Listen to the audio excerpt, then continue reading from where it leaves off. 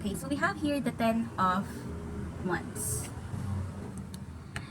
Sa nakikita ko, nakahawak ka pa rin or umaasa ka pa rin sa isang bagay na nagpapahirap sa'yo. I can see a situation here that it feels like a burden. Pero there's a desire na wag bitawan or wag kumalas sa situation na ito. Kahit na meron ka ng nafe-feel na medyo nahihirapan ka na or parang feeling mo ikaw lang yung lumalaban sa isang connection or sa isang situation na parang ikaw lang yung nakakapit at patuloy na umaasa sa isang bagay. So now let's see what else do you need to know. You have here the Two of Cups in reverse and the High Priestess. This situation might be a no-label situation because although andito yung feelings, no? Andito yung pagkakaroon ng mutual understanding.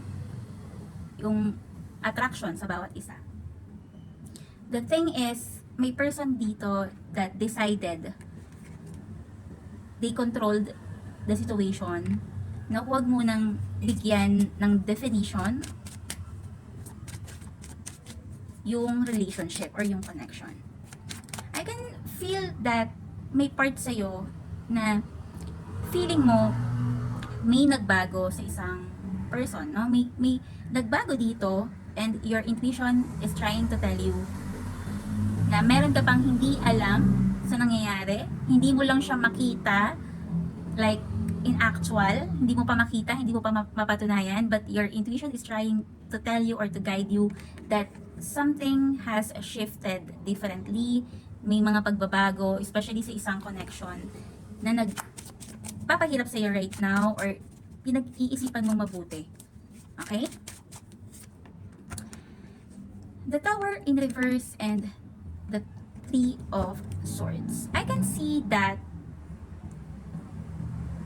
you're trying to hold on dito sa bagay na to because you really don't want to mess things with certain person.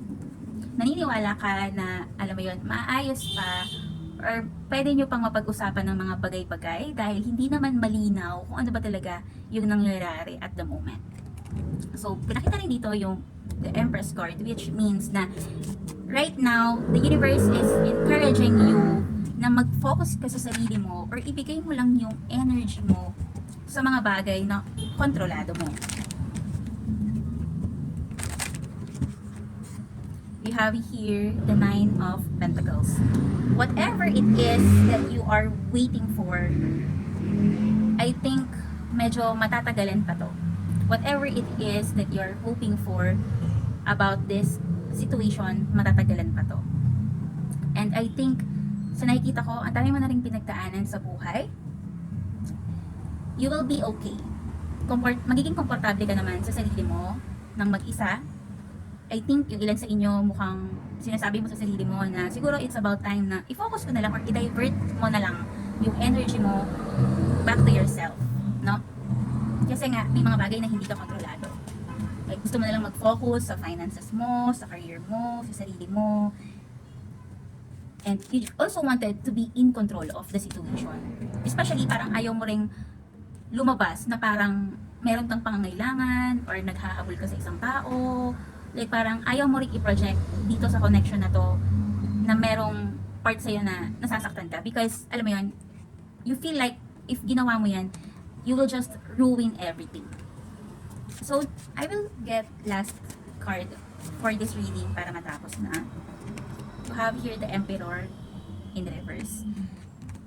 The reason why this relationship or connection is wala masyadong progress, it's because there's a person here na determinado siya to set control in the situation. And I think, pinapakita rin dito that you should embody the energy of the Emperor in reverse, which means, wag mong kontrolin lahat ng bagay. Wag din pairalin yung ego.